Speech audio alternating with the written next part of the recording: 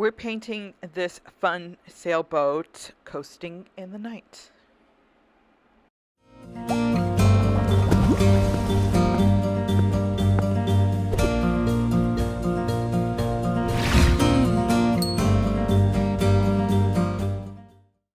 Welcome back to my channel, everyone.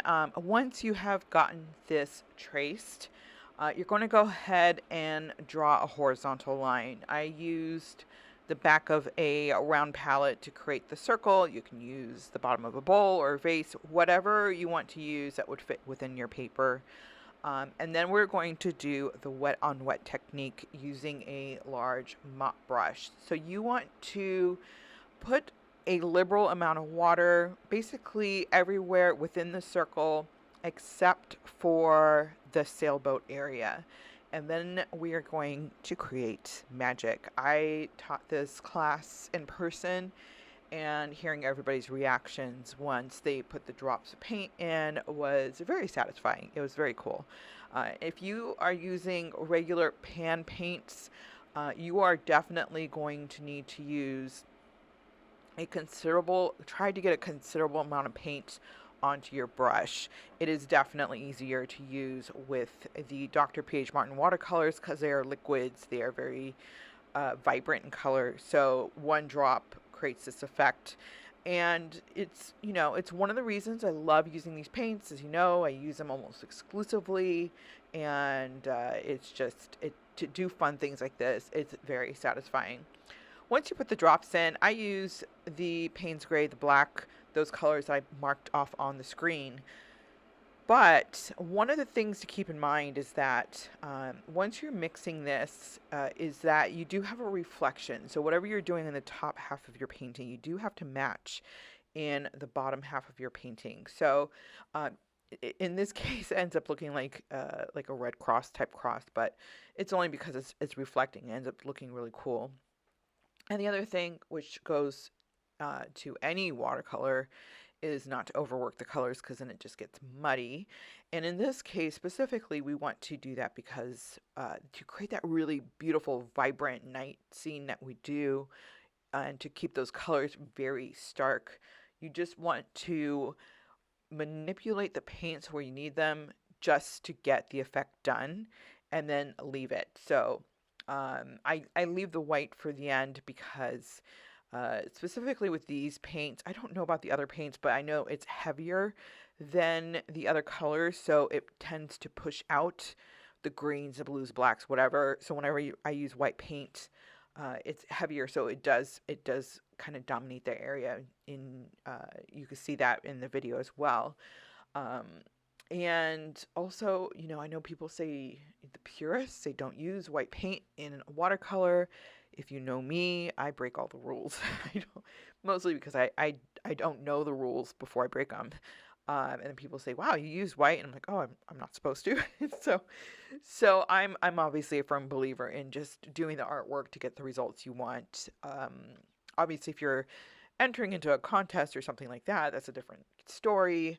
But yeah, I just want my paintings to be my paintings. So I am also, if you saw, I did push the paint across the horizon line. We do need that horizon line in there just to help create the effect. And then you have to wait for this to dry. Now remember, we use a lot of water, and we use a lot of paints. So you need to make sure that you really let it dry. So I think I end up going to have lunch or something. That's how long we need it to dry for. The edges are still wet.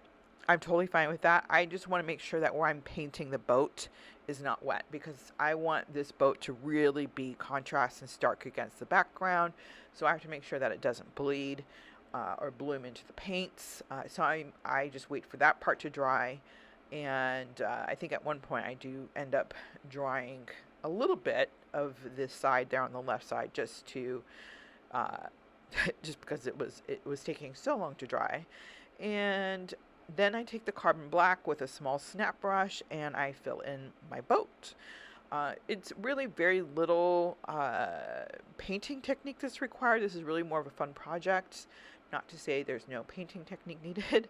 When I taught this, I gave people the option to use um, the black micron pen to trace the boat first.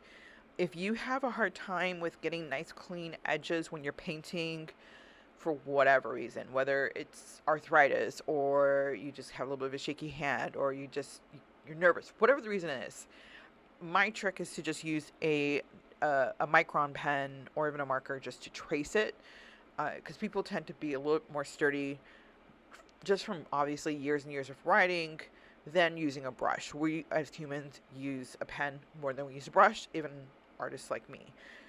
So if that makes it easier for you and it gets you better results, please do that. I'm a firm believer in you finding joy in your artwork, and if something gives you the better results and makes you happier, then I think you should be doing that.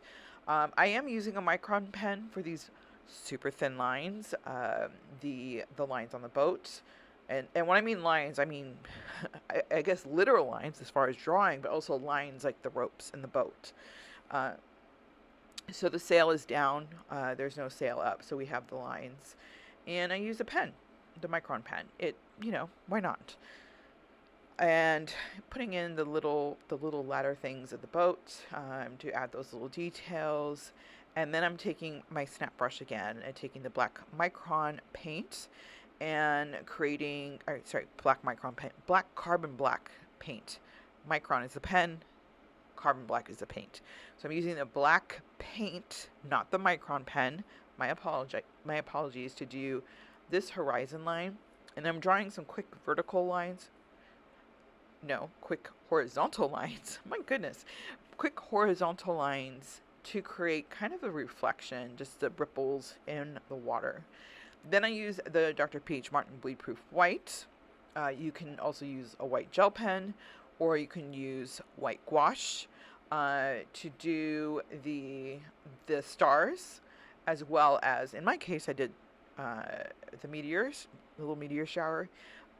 But you don't have to add this. I had a couple people who looked up their constellation for their birth month, or they were giving this as a gift for somebody. They looked at the constellation for that, and they did. There's a simple constellation, and then there's the one that has like your zodiac, which would be, in my case, I'm a Taurus, so you have the constellation of the bull, but then you also have the simple stars, which is like 4 or 5 stars. If you can, and you want to, then by all means do the whole zodiac. But when I say constellation, like the simple star structure, and they did that in the sky, which was really cool.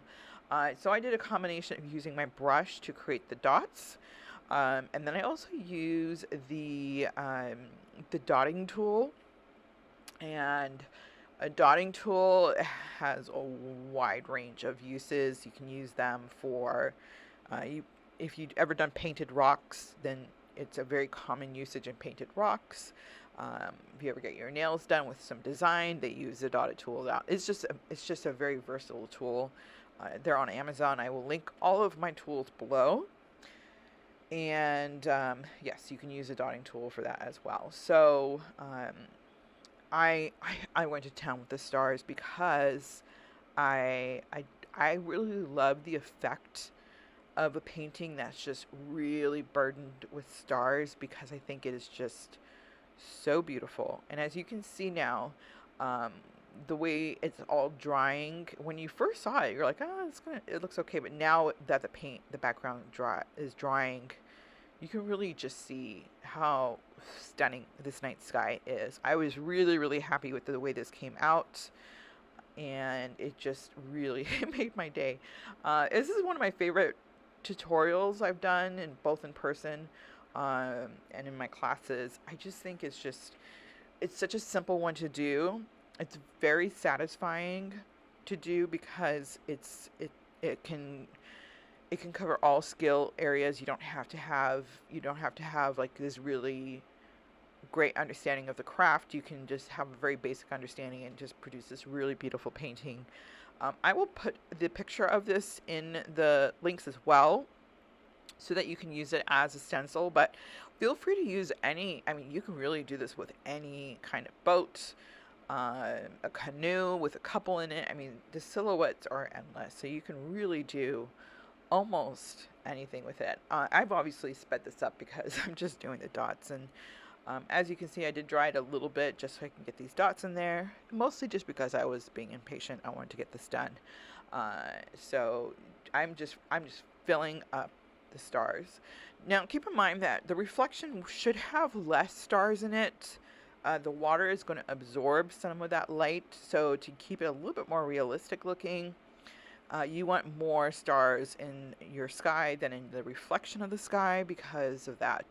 The bigger the stars should definitely be reflected. So if you really want to, you want to pay attention to those kind of details, which I think lends to the beauty of a painting is those kinds of details that don't take much, but it subconsciously just sends a message that this is just a really stunning painting, in my opinion.